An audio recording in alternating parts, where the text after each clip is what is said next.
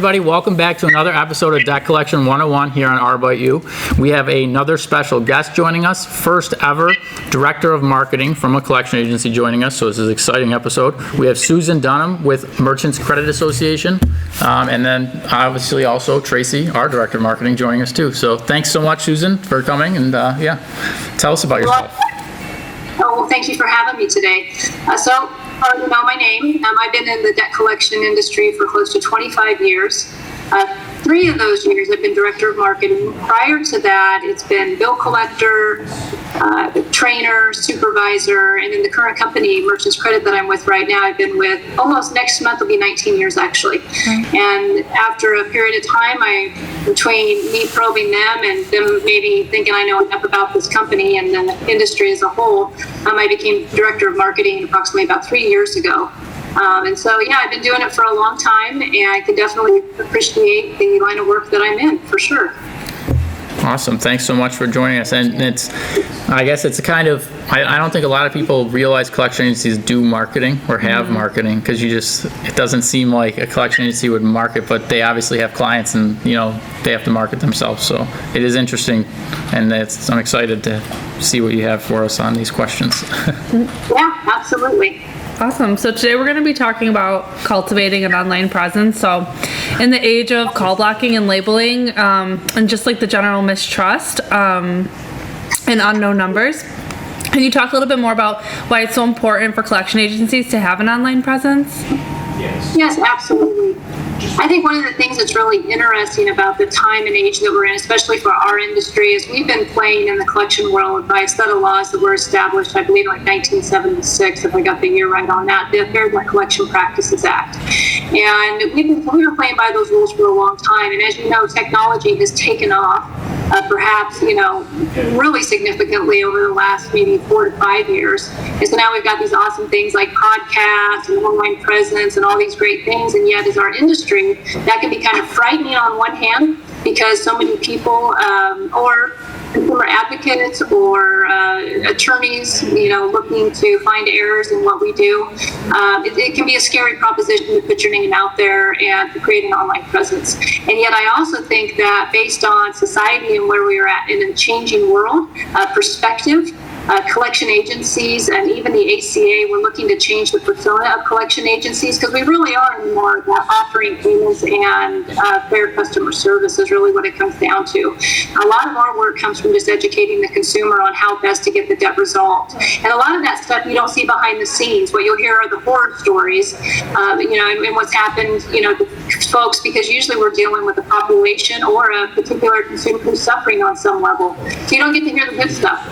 And I think that that's one of the biggest reasons an agency could benefit from having an online presence. And yet I can respect, based on my own experience in the role that I played for the last 3 years, how owners or manager people can immediately shy away from wanting to do something like that, because it's scary to them. It's really scary to them. They don't want to be a target, and yet they still want to be able to establish and advertise these great services that they offer to consumers. Yeah, I mean, we have experience with that firsthand, kind of, and it's an odd thing, but like when collection agencies are our biggest target market, and it's like you said, there's a lot of people in the industry are scared of putting themselves out there online because they don't want to be a target. So it's hard for us to find sometimes collection agencies to sell to because of that. They don't have these great presences online, and it's difficult. But so speaking of, online presences and stuff, what are some, I guess, specific ways and practical ways maybe an agency that's not doing this right now can kind of start the process of, starting an online presence? Absolutely, that's a great question. For me, when I first got into this position with Merchants Credit, I had to look and find out what would they feel pretty safe about doing. And what made the most sense was LinkedIn. And just picking that one site that they would feel okay about having. I've seen some agencies actually have a Facebook page, and as you may know, one of the most important things to do if you're going to have a social media presence or an online presence at all is you got to keep us updated. And it's got to be a consistent flow, and instead of having some content that's on there for maybe that's old from 2 years ago, or what I'm getting at, So I had to, I sat in this position of what would they most likely be comfortable with, or that wasn't so foreign to them, because the other thing to take into consideration is several of your agencies aren't necessarily always the huge players. Our office here, we staff about 73 employees. We're considered a pretty large agency. That's 73 employees. A lot of your agencies were around maybe 20 people, 30 people. Sometimes they're family hand-down businesses. So these are folks who aren't necessarily always educated in the online arena either. So, they get scared of that even more so. So you got a couple things going on there. So to begin with, what I did is I went into LinkedIn, I looked at our sales team, I looked at the owners and managers, and I hired somebody to come in, and somebody who could create profiles, because we had folks in our office who were they didn't even know what LinkedIn was. Some of them, what am I going to put on here? What are people looking at? They get scared. What are people going to see? We're going to know what I do for a living. Once again, we're debt collectors, so there were a lot of obstacles we had to kind of overcome, and I thought the best way to do that was, instead of me trying to run all that, because I've been working with them for so long, let's bring in a professional who can come in, talk to them about profiles, talk to them about the importance of this, and help them actually sit down with them and get them set up. And so that was one of the very first things we did. And then I also paid to have, I didn't pay, but the company paid to have a professional photographer come in. Just to have the appropriate pictures online. As you know, the pictures are going to be the face. And so that was another step that we took, just to start getting that established and get everybody warmed up to it. And it's probably been about 3 years now. And you can see the momentum, but it takes a bit, it really does.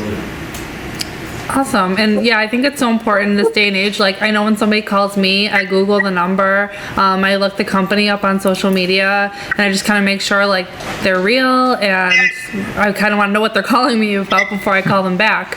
So can you talk a little bit about how being on social media has helped you build trust with consumers? I think the biggest thing it does is it lets them see that bill collectors are human.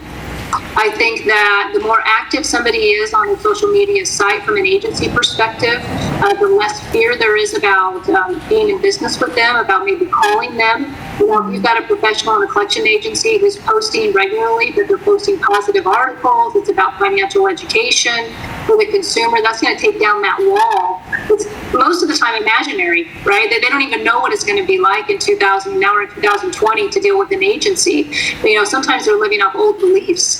And so now what this is going to do is at least allow that wall to come down and say, oh, this company doesn't look that bad, or if they represent this company and they've got all the great information, I would be more relaxed about calling them. And I really do think that that's the avenue, going forward, because,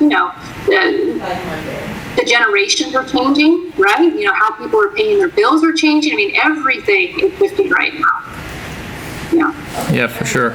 So we noticed that your agency was recently named as one of the best places to work on Inside ARM. So can you give us a little bit of a insight on your secret to that, and how you keep your agents engaged, and why is it such a good place? I think that I'm going to speak a little bit of personal experience here, and then I'm going to talk a little bit about our company as a whole. I think it's really important for employees and for people in general to be reminded about the confidence that they have when they pick the company that they choose, that they work for every day. I think sometimes, especially, so in our office, we've got long-term employees. We end up, I've been here 19 years, and there's like half a dozen ahead of me. And then below in my time, we've got another, dozen. We're pretty long time. And so that's every day coming in and doing the same job repetitively. Right? That's a long time to come in and deal with the same personalities over and over. And then you get the new folks who come in. And so, I will, attribute to ownership for just being the type of managers who can appreciate somebody's skill set and just let them do their thing. And the owners they trust them to do the thing. And I think that creates a lot of trust with the employee to the owner. But I believe the icing on the cake with that best places to work was, I went in and I talked to the folks. We have this great foundation already working on it, right? But these guys, have been going a long time. I was sitting in the meeting, and, we're getting ready to do this survey. And I just asked them, I said, how good are you at your jobs? Same question I could ask you too. How good are you at doing at your job? How good? I said, do you think you're the best one? Do you think you're the best at what you do in your job? And I got to tell you, the majority of that room, I think I only had like 2 people that didn't raise their hand. I said, so if you're the best and you got the best job, or if you're good enough to be the best, wouldn't the company you work for be the best? Wouldn't you be choosing the best company to work for if you're bringing it every day? If your skill set is so sought after and you think you stand above the rest, wouldn't that mean you work for the best place? Otherwise, you're choosing a company. You're choosing to go in every day with your best skill set, and you'd be voting for something, that says otherwise.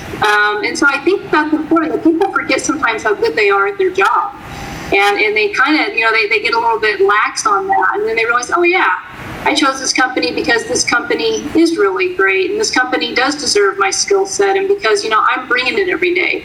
And so I think that between the ownership being who they are and really supporting our employees over the long term, and just really trusting them, I think that's the number one.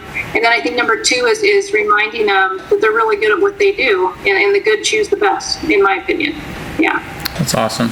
Well, congratulations on that. And that's cool. There's over 4,000, 5,000 collection agencies in the U.S., so being named one of the best places to work, that's awesome. But it is. Yeah, we're real proud of that.